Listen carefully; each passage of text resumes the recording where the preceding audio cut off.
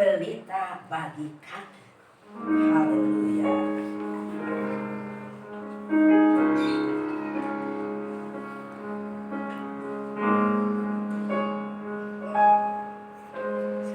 Firman-Mu pelita bagi kakiku, terang bagi jalanku. Firman-Mu pelita bagi kakiku, terang bagi jalanku.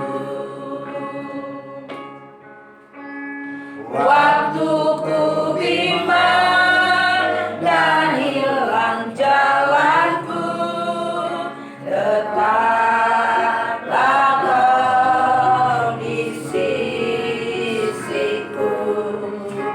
Dan takkan ku takut asal Kau di dekatku, besertamu selamanya.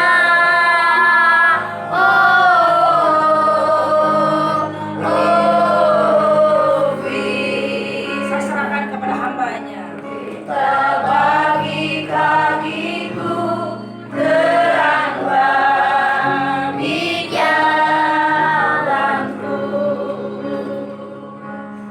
terang bagi jalanku, terang bagi jalanku.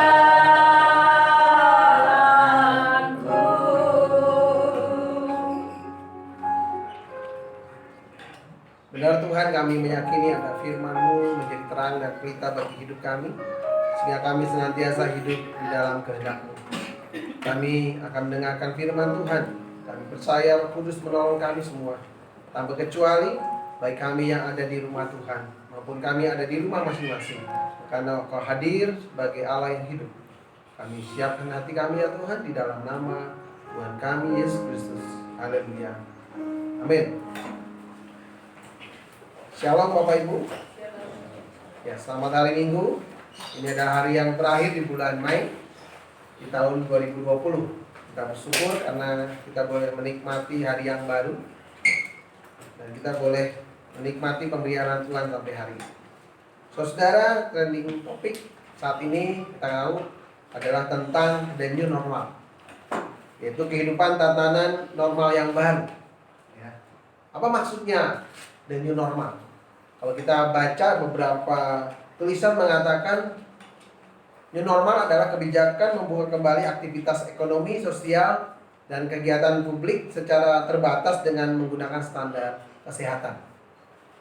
New normal adalah upaya menyelamatkan hidup warga dan menjaga agar negara tetap bisa berdaya menjalankan fungsinya. New normal diberlakukan karena tidak mungkin warga terus-menerus bersembunyi di rumah tanpa kepastian. Apalagi tidak semua orang bisa bertahan selama berbulan-bulan dan bertahun-tahun menghidupi keluarganya. New normal diberlakukan dengan kesadaran penuh bahwa wabah masih ada di sekitar kita, dan pemerintah pusat maupun daerah bersinergi untuk memastikan pemeriksaan kesehatan secara masif.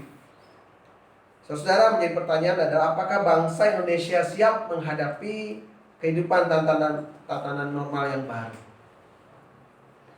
Siap atau tidak siap, setiap kita harus menjalani kehidupan hari lepas hari. Saudara, hari ini umat Kristiani merayakan hari Pentakosta. 50 hari sudah kebangkitan Kristus. Peringatan hari pencurahan Roh Kudus menyadarkan bahwa Tuhan Yesus yang naik ke sorga tidak meninggalkan murid-murid sendirian. Sebagaimana janji Tuhan Yesus sebelum naik ke sorga, Ia akan memberikan seorang penolong, memberikan seorang penghibur, penasehat, bahkan pembela. Mari kita lihat di dalam Injil Yohanes yang ke-14. Injil Yohanes 14 ayat ke-16, saya akan baca bagi kita semua. Dikatakan demikian. Aku akan minta kepada Bapa dan Ia akan memberikan kepadamu seorang penolong yang lain, supaya ia menyertai kamu selama-lamanya, yaitu roh kebenaran. Dunia tidak dapat menerima dia, sebab dunia tidak melihat dia dan tidak mengenal dia.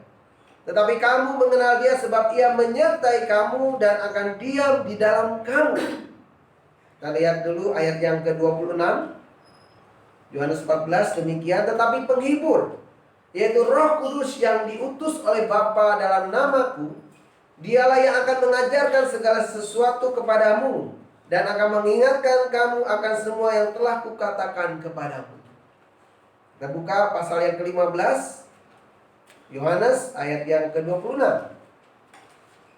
Yohanes 15 ayat 26 demikian, firman Tuhan, jikalau penghibur yang akan kuutus dari Bapa datang, yaitu roh kebenaran yang keluar dari Bapa, ia akan bersaksi tentang aku. Dan ayat terakhir, Yohanes 16 ayat yang ke-7 demikian, dan kalau ia datang, ia akan menginsafkan, ayat yang ke-7, Yohanes 16. Namun benar yang kukatakan ini kepadamu adalah lebih berguna bagi kamu jikalau aku pergi. Sebab jikalau aku tidak pergi, penghibur itu tidak akan datang kepadamu. Tetapi jikalau aku pergi, aku akan mengutus dia kepadamu. Saudara yang kasih Tuhan, para murid yang ditinggalkan oleh Tuhan Yesus tentunya mengalami kesendirian, mengalami kesepian, dan mungkin mengalami kehilangan semangat untuk menjalankan misi Allah. Tapi semasa hidup Yesus di dunia bersama dengan para murid pernah berjanji bahwa mereka tidak akan ditinggalkan sebagai yatim piatu. Pasal 14 tadi kita baca dalam ayat yang ke-18. Ia meminta Bapa untuk memberikan seorang penolong yang akan menyertai selama-lamanya. Ayat yang ke-16 dari pasal 14, ia menyertai kamu selama-lamanya. Seorang penolong yang lain. Penolong yang dimaksud adalah Roh Kudus, bukan utusan Allah, bukan seorang nabi, dan juga bukan kuasa Allah. Saudara, siapakah Roh Kudus? Sebagaimana Alkitab katakan bahwa Roh Kudus adalah Allah sendiri. Roh Kudus adalah Roh Allah, Roh kebenaran, Roh penghibur. Roh Kudus melanjutkan karya Yesus yang menyelesaikan kehendak Allah di dunia ini. Ya, dalam Yohanes 3:16, karena begitu besar kasih Allah akan dunia ini sehingga ia telah mengaruniakan anak yang tunggal, supaya setiap orang yang percaya kepadanya tidak binasa, melainkan beroleh hidup yang kekal. Roh Kudus datang untuk melanjutkan karya Yesus bagi orang yang percaya. Saudara, konsep Tritunggal atau Trinitas, Allah Bapa, Anak, dan Roh Kudus tidak bisa dijelaskan dengan logika. Tetapi dalam amanat agung, Tuhan Yesus dengan jelas mengatakan, jadikanlah semua bangsa muridku dan baptislah mereka dalam nama Bapa, Anak, dan Roh Kudus. Di dalam kitab Ulangan 6 ayat 4 dikatakan, Tuhan itu Allah kita. Tuhan itu Esa. Esa yang dimaksud adalah satu kesatuan. Allah yang dikenal adalah Allah Tritunggal, satu Allah dengan 3 pribadi. Saudara, menarik kalau kita memperhatikan di dalam Yohanes, ada seorang penafsir mengamati ketika Yohanes menerjemahkan kata-kata Yesus, dia menggunakan kata ganti laki-laki yang menunjukkan bahwa Roh Kudus itu adalah pribadi. Kita lihat sejenak ya. Yohanes 14 ayat 26 kita sudah baca tadi. Tetapi penghibur, tetapi penasehat, ada yang memberikan terjemahan demikian, yaitu Roh Kudus yang akan diutus oleh Bapa dalam namaku, dialah yang akan mengajarkan segala sesuatu padamu. Saudara, Roh Kudus itu dalam bahasa aslinya atau dalam bahasa itu kata benda netral.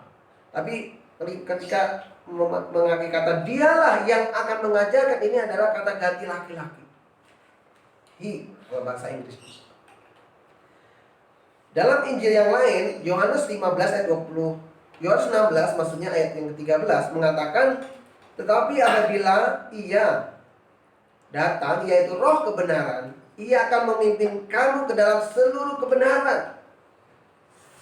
Apabila Ia datang, Ia ini ada kata ganti laki-laki. Roh itu kata benda netral. Dan ayat yang lain juga kita bisa lihat, Yohanes 15 ya, ayat 26. Jikalau penghibur yang kuutus datang, Bapa datang gitu ya, Roh kebenaran yang keluar dari Bapa.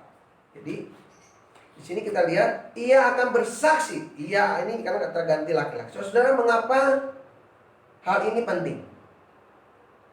Kata asli penting karena apa? Ada banyak kelompok yang menyangkal bahwa Roh Kudus sebagai pribadi ilahi. Mereka menggambarkan bahwa Roh Kudus itu adalah kekuatan Allah, kuasa Allah. Itu diimani, dipercayai oleh saksi Yehova. Ada banyak ayat-ayat dalam firman Tuhan yang menjelaskan Roh Kudus adalah pribadi. Di dalam Kisah Rasul pasal 13 ayat yang kedua, Roh Kudus menunjuk para misionaris. Roh Kudus berbicara melalui para nabi. Itu dalam Kisah Rasul 1 ayat 16 atau 1 Petrus 1 ayat yang ke-11. Roh Kudus mengoreksi. Yohanes 16 ayat 8. Ia menghibur. Roh Kudus membantu kita di dalam kelemahan kita. Itu Roma 8 ayat 26. Roh Kudus mengajar, membimbing. Roh Kudus menguduskan. Dia bersaksi tentang Kristus. Tadi sudah dibaca Yohanes 15:26. Dia memuliakan Kristus. Roh Kudus memberdayakan. Roh Kudus bekerja menurut kehendaknya sendiri. Roh Kudus tinggal bersama-sama dengan orang kudus. Ya, diam di antara orang kudus. Roh Kudus dapat bersedih. Kalau dalam istilah lain, mendukakan Roh Kudus. Seringkali orang-orang percaya. Roh Kudus dapat dilawan. Di dalam Kisah Rasul 7:51 ada orang-orang yang menentang Roh Kudus. Saudara, ini menjadi satu catatan bahwa Yohanes melihat Roh Kudus sebagai pribadi ilahi, bukan hanya kekuatan Allah, bukan hanya kuasa Allah. Yohanes melihat di sini menulis bahwa Roh Kudus menggantikan kehadiran fisik dari Tuhan Yesus sebagai penolong. Saudara, ada banyak peranan Roh Kudus, ada banyak peran Roh Kudus bagi kehidupan orang percaya. Inilah tema hari ini. Peran Roh Kudus bagi orang yang percaya. Yohanes 14 ayat ke-16. Saya akan bacakan, dikatakan demikian. Aku akan meminta kepada Bapa, dan Ia akan memberikan kepadamu seorang penolong yang lain, supaya Ia menyertai kamu selama-lamanya. Penolong yang lain dalam bahasa aslinya adalah Parakletos. Parakletos ya, di samping Parakletos. Ada yang menggambarkan ada roh yang sebagai penasehat, roh penghibur, sebagai pembela, advokat, sebagai penolong. Dan ini ada di dalam ayat-ayat yang sudah kita baca. Bahkan kalau kita lihat di dalam 1 Yohanes 2 ayat 1, Yesus sebagai pengantara sebetulnya adalah sebagai pembela, sebagai pengacara. Saya akan mengajak kita beberapa hal saja tentang peran Roh Kudus bagi orang percaya. Yang pertama, saudara, peran Roh Kudus bagi orang percaya adalah Roh Kudus sebagai penolong. Penolong di dalam ayat yang ke-16 ini memiliki makna aslinya adalah seseorang yang dipanggil untuk berjalan bersama. Seseorang yang dipanggil untuk berjalan bersama. Dan mempunyai pengertian seseorang yang memberikan dorongan, seseorang yang akan memberikan nasihat. Saudara, Roh Kudus menjadi penolong bagi kita dari penderitaan. Hal ini menyatakan bahwa kita orang-orang percaya tidak luput dari masalah. Kita tidak luput dari penderitaan. Tetapi kita orang-orang percaya siap menghadapi masalah, siap menghadapi penderitaan dengan damai yang Tuhan berikan dalam hidup kita. Karena Roh Kudus memberi penghiburan.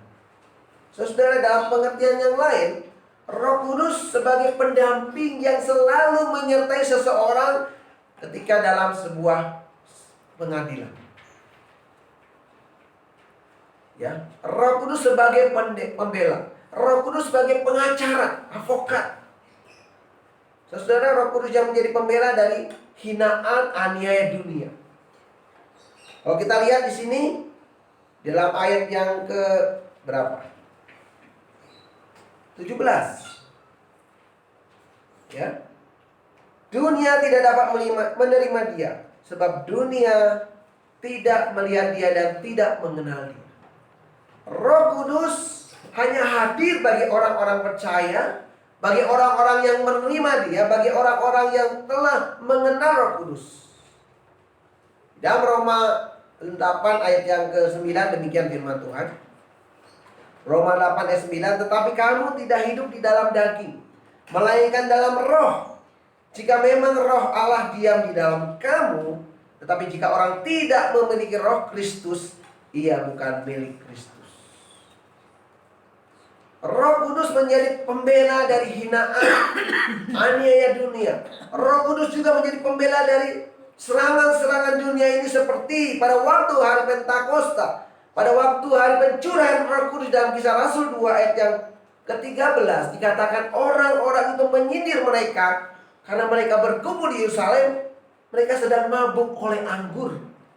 Padahal kita tahu orang-orang berkumpul di Yerusalem dan mereka dipenuhi oleh Roh Kudus, mereka punya bahasa-bahasa lain supaya dimengerti akan firman Tuhan oleh orang-orang yang hadir pada waktu itu, bukan sedang mabuk oleh anggur. Saudara, Roh Kudus juga menjadi pembela dari dakwaan setan.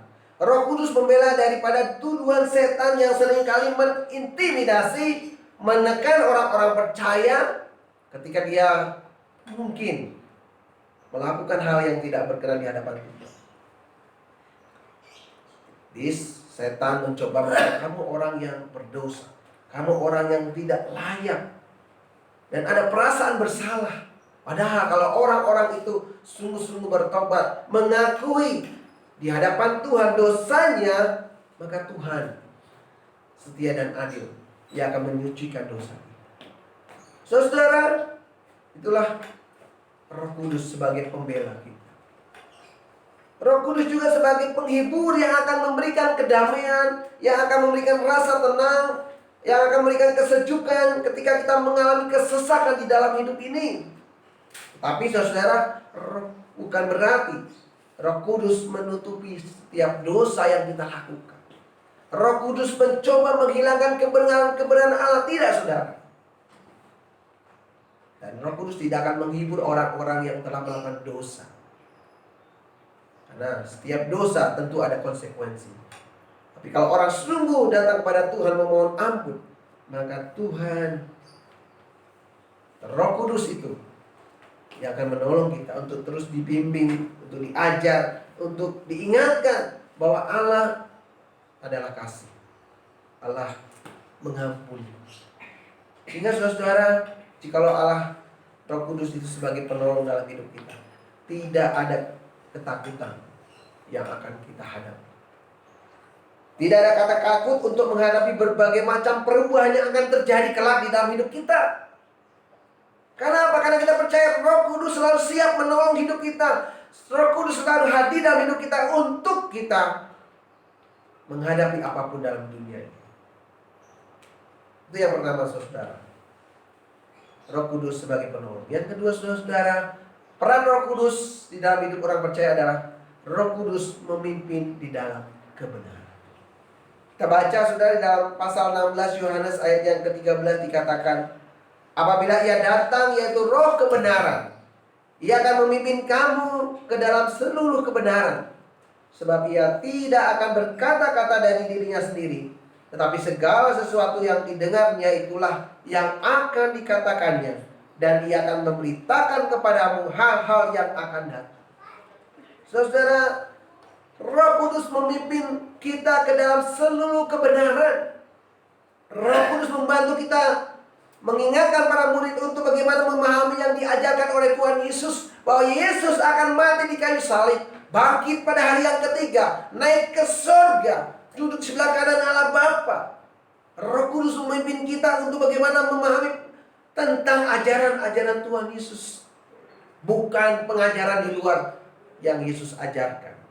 Roh Kudus memimpin kita untuk makin mengerti, memahami tentang rencana Allah yang sempurna, memahami dengan baik tentang Alkitab, tentang firman Tuhan yang tertulis. Karena kita percaya segala sesuatu yang diharapkan oleh Allah bermanfaat. Yohanes 14 sudah ayat 25-26 dikatakan demikian. Semuanya itu kukatakan kepadamu selagi aku berada bersama-sama dengan kamu.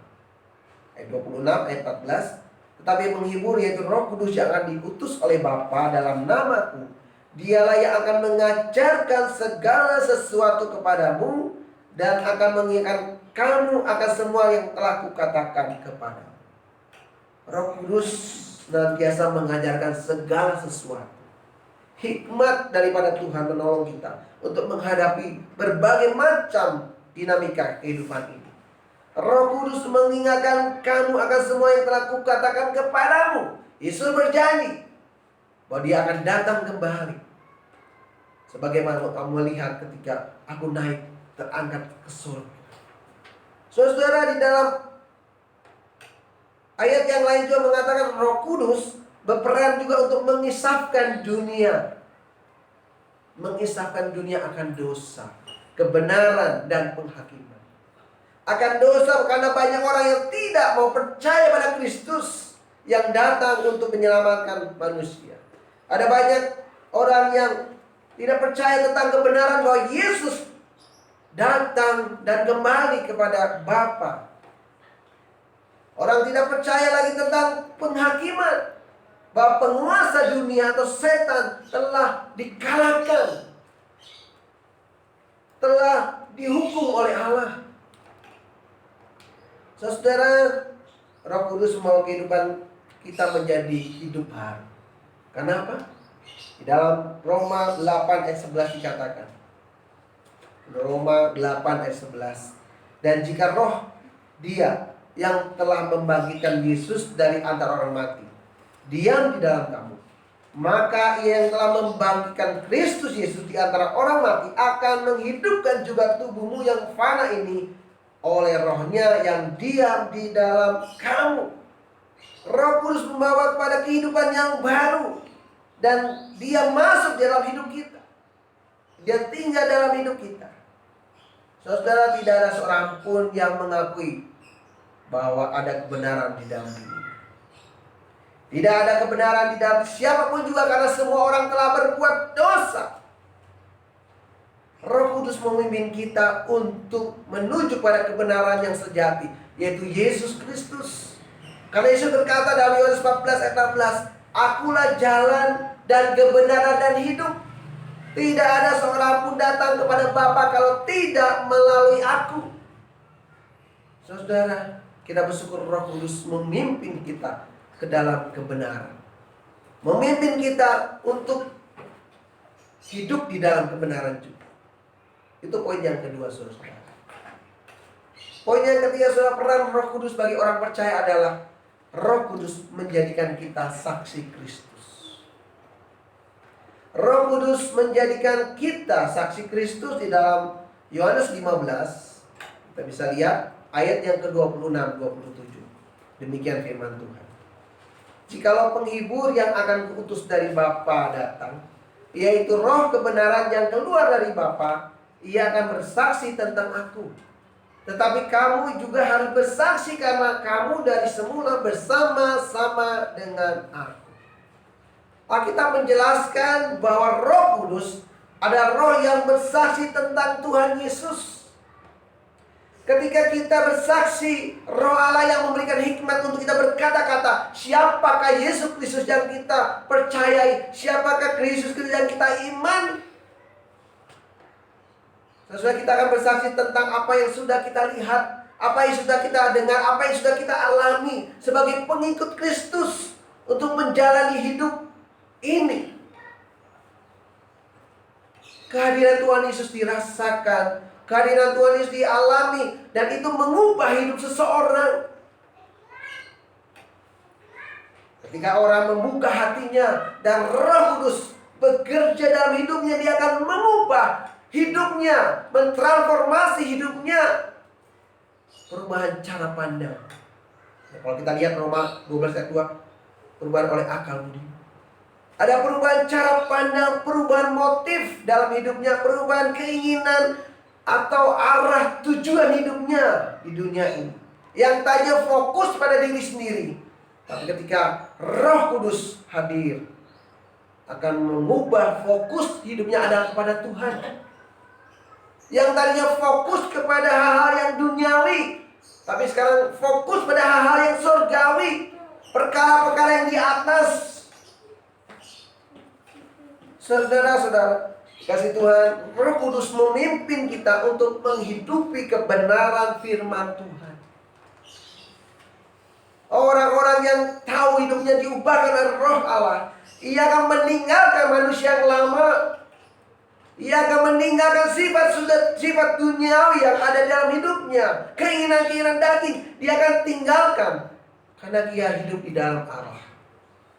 Yang kedua, saudara, kita bukan menjadi hamba dosa, tapi kita adalah hamba kebenaran.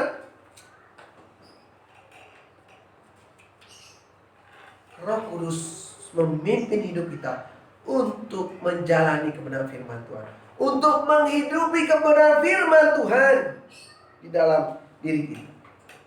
Saudara, Roh Kudus menolong kita menjadi saksi Tuhan dengan kuasa-Nya. Salah 1 ayat 8 dikatakan, tetapi kamu akan menerima kuasa kalau Roh Kudus turun ke atas kamu, dan kamu akan menjadi saksiku di Yerusalem dan di seluruh Yudea dan Samaria dan sampai ke ujung bumi. Roh Kudus menolong kita untuk menjadi saksi Tuhan dimanapun kita berada. Pertanyaannya adalah, sudahkah kita mencerminkan Kristus dalam hidup kita?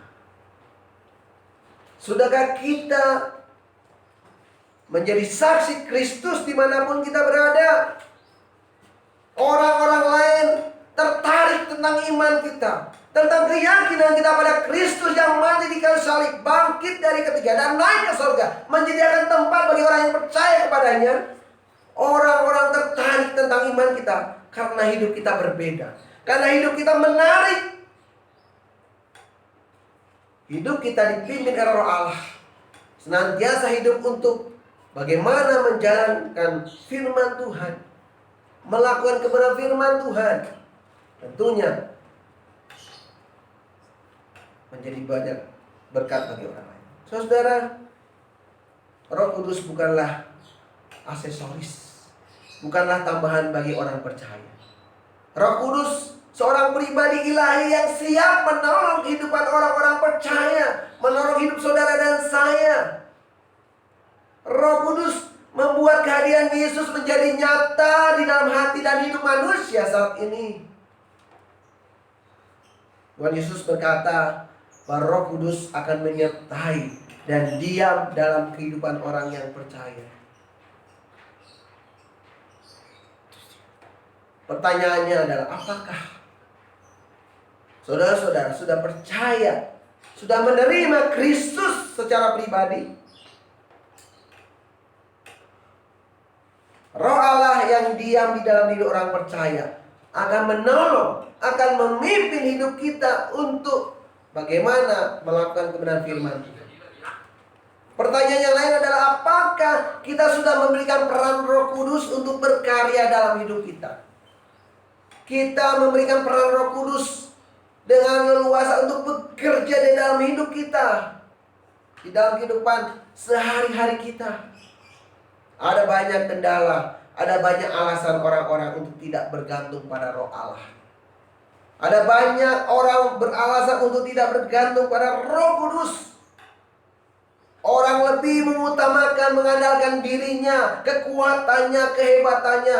Orang lebih mengandalkan akan lingkungan sekitarnya, orang-orang penting, orang-orang lain atau fasilitas-fasilitas di dalam dirinya.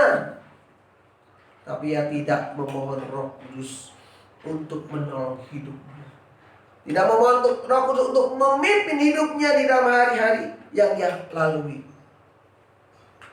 Saudara, yang terutama dalam hidup sebagai orang percaya adalah bagaimana hidup dipimpin oleh Roh Kudus.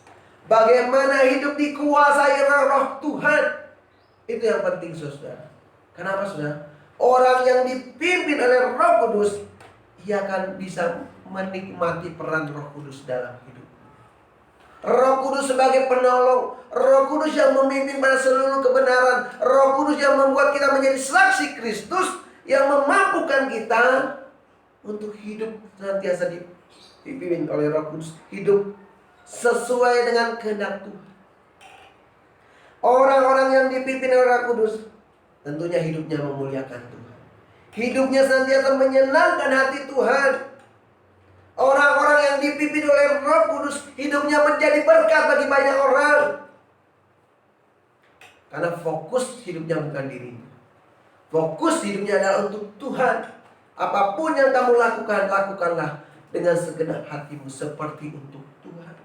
Itu yang menjadi prinsip hidup. Saudara yang kasih Tuhan, mari dalam memperingati hari Pentakosta, hari pencurahan Roh Kudus, kita memohon Roh Kudus untuk memimpin hidup kita. Kita membiarkan Roh Kudus untuk terus bekerja, berkarya dalam hidup kita, menguasai hidup kita, memimpin hidup kita. Kalau kita lihat dalam Galatia, dalam atau berjalan, dipimpin oleh Roh, dan buah Roh itu akan muncul dalam hidup kita. Kasih, sukacita, damai, sejahtera, dan seterusnya sampai pada penguasaan. Orang yang hidup dipimpin oleh Roh Kudus, hidupnya akan memuliakan Tuhan. Orang yang dipimpin oleh Roh Kudus, hidupnya akan hidup selaras dengan kehendak Tuhan, dan hidupnya akan menjadi berkat bagi banyak. Amin. Mari kita berdoa sebelum kita nyanyikan pegangan Roh Kudus. Tuhan, kami datang kepadamu hari ini. Kami boleh memperingati hari Pentakosta, di mana Roh Kudus dicurahkan pada orang percaya. Tuhan, kami sadar bahwa selama ini mungkin kami tidak membiarkan Roh Tuhan bekerja dalam hidup kami. Kami senantiasa mengandalkan pikiran, mengandalkan kekuatan kami. Tapi kami datang saat ini diingatkan bahwa Roh Kudus sebagai penolong, Roh Kudus memimpin dalam seluruh kebenaran. Roh Kudus menjadikan hidup kami menjadi saksi Kristus. Bekerjalah dalam hidup kami ya Tuhan. Karena kami manusia yang terbatas. Kami mau Tuhan terus dipimpin, dipenuhi dengan Roh-Mu yang kudus, yang telah mengubah hidup kami. Hidup untuk Tuhan. Terpujilah nama Yesus. Haleluya. Peganglah tangan Roh Kudus yang